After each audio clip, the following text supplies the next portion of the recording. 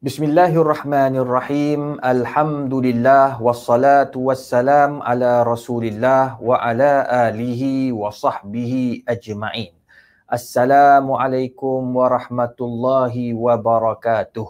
Para penonton yang dirahmati Allah, Allah Subhanahu wa taala menyebut di dalam Al-Quran, "Wala nabluwannakum bi syai'im minal khaufi wal ju'i wa naqsim minal amwali wal anfusi was samarat." Wabashiris sabirin. Allah maklum kepada kita, tuan-tuan dan puan, aku akan menguji, ibtila, uji kepada manusia sesuatu yang tidak ada orang suka pun sebenarnya kalau fitrah. Kita takkan suka kekurangan harta. Kita takkan suka anak pinak kita meninggal dunia. Kita takkan suka kita jadi miskin. Tak ada orang suka. Tetapi ibtila ataupun ujian-ujian ini Allah Subhanahu wa taala akan beri kepada semua manusia. Itu ibtila. Ujian Allah kepada manusia nak tengok wabashiris sabirin. Allah nak tengok sejauh mana kita sabar dengan ujian yang Allah Azza wa Jalla bagi. Itu sebabnya muslimin muslimat, para penonton yang dikasihi sekalian, kita tidak boleh mudah-mudah bila dengar orang kena ujian, orang kena musibah, orang kena ibtila, kita kata orang ini telah dibala oleh Allah Azza wa Jalla. Tolong tuan-tuan, jangan sekali-kali terlepas cakap begitu. Sebab setiap orang akan diuji. Itu dinamakan ibtila, ujian daripada Allah Subhanahu wa taala. Jangan main-main.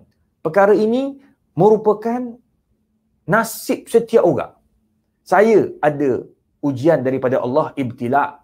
Pernah berlaku musibah kepada saya, accident, balik daripada rancangan TV di awal pagi pada bulan Ramadan, langgar pokok, kereta terbakar. Adakah itu dinamakan bala?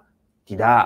Bala ini, kata para ulama, antaranya Syekh Dr. Sa'id Ramadan Al-Buti, iaitu sesuatu yang kita cari, benda yang haram kita cari, kemudian Allah bagi benda yang tak baik pada kita. Itu dinamakan bala.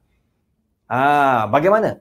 Contoh, kita tahu bahawa apabila kita berzina akan menyebabkan kepada orang kata penyakit-penyakit berjangkit, kepada penyakit-penyakit yang tidak baik seperti HIV positif dan sebagainya, AIDS. Tapi kita kena ingat, Islam mengharamkan kita berbuat demikian. Islam tak bagi pun kita berbuat perkara yang terlarang itu.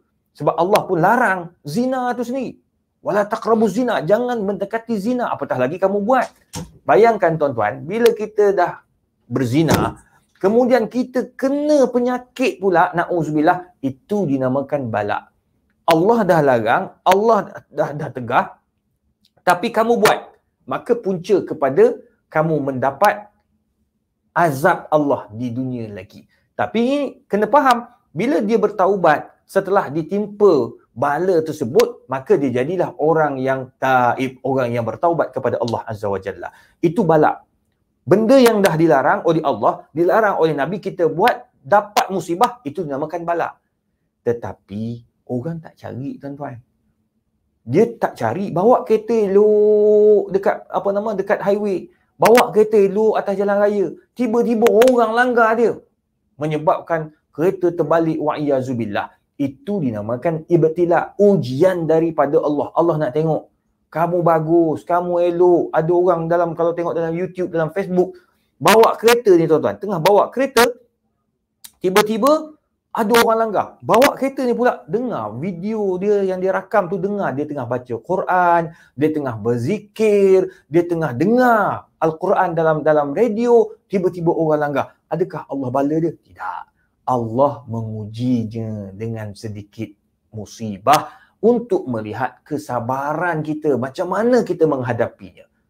Itulah dinamakan ibtila, ujian Allah. Ada orang dia marah, tuan-tuan. Dia marah sangat. Sebab apa? Sebab dia ni orang masjid. Selalu datang masjid. Tiba-tiba anak dia yang kecil, yang paling dia sayang, aksiden di hadapan masjid, meninggal dunia, tuan-tuan dan puan. Bapak ni cukup marah. Dia marah pada Allah Ta'ala. Dia kata, kenapa Allah ni zalim? Kenapa Allah Subhanahu Wa Ta'ala ni zalim? Dimarah Allah Ta'ala. Kerana dia dah buat macam-macam. Semayang kat masjid, jadi AJK masjid, tiba-tiba kenapa ambil anak aku yang kecil, yang aku paling sayang, mati di hadapan masjid. Tengok tuan-tuan. Allah nak uji dia. Bukan Allah bagi bala kat dia, dia orang baik. Tapi Allah nak uji dia, sejauh mana kamu sabar. Kamu memang orang baik, kamu memang orang duduk kat masjid, kamu memang AJK masjid, kamu memang banyak pahala dapat daripada masjid tu. Cuma satu, aku nak uji sikit lagi lah. Tahap mana kekuatan dan kamu punya kehebatan dalam menjaga kesabaran itu. Tahap kesabaran Allah nak tengok. Maka Allah uji dengan kematian anak. وَلَنَبْلُوَنَّكُمْ بِشَيْءٍ مِّنَ الْخَوْفِ وَالْجُوعِ وَنَقْصٍ مِّنَ الْأَمْوَالِ وَالْأَنفُسِ وَالثَّمَرَاتِ.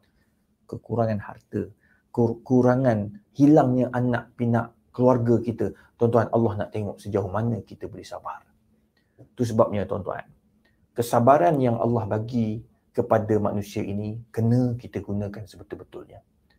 Kata Syekh Muhammad Syuqair, bagaimana caranya untuk kita, tuan-tuan dan puan, nak pastikan setiap musibah yang menimpa kita ini kita dapat bersabar. Pertama, tuan-tuan dan puan yang dikasihi sekalian, nak pupuk kesabaran dalam diri kita ini, banyakkan membaca sejarah-sejarah nabi-nabi, rasul-rasul, para sahabat radhiyallahu anhum yang mereka ini diuji oleh Allah dengan begitu banyak ujiannya. Sampai ada yang meninggal dunia, ada yang isterinya dibunuh, ada yang suaminya dibunuh, ada yang sampai anak-anaknya tiga-tiganya meninggal mati syahid dalam peperangan. Tapi mereka sabar. Tengok bagaimana Abu Bakar As-Siddiq diuji, macam mana Umar bin Khattab diuji, macam mana Osman bin Affan diuji sampai dibunuh.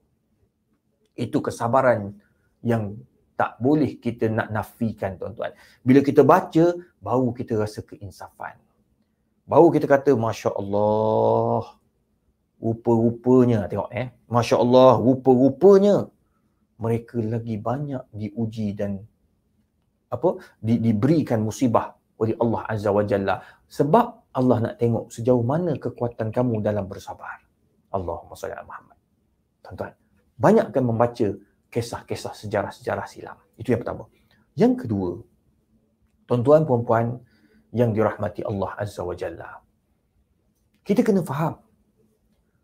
Kita kena faham bahawa tidak ada manusia yang nak kepada musibah atau tiada manusia nak kepada dugaan. Tak ada, tuan-tuan. Maka apa perlunya? Yang kedua, kita kena cari orang-orang yang boleh menenangkan kita. Itu sebab kita ni alhamdulillah kat Malaysia kita ada ustaz-ustaz, ustazah-ustazah, ada pakar-pakar, kaunselor dan sebagainya. Ada kaunselor, tuan-tuan.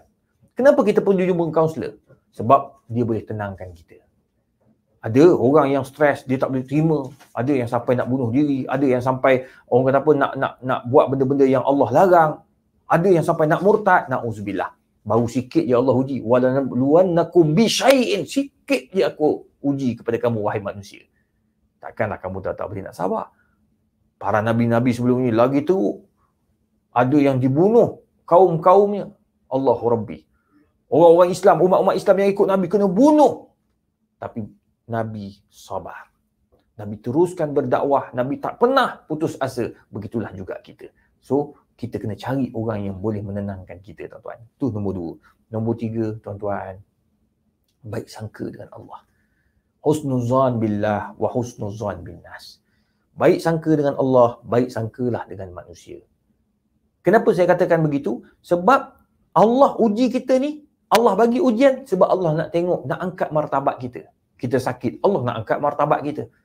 Isteri kita sakit, Allah nak angkat martabat kita. Suami kita sakit, Allah nak angkat martabat kita. Anak-anak kita sakit, Allah nak angkat martabat kita.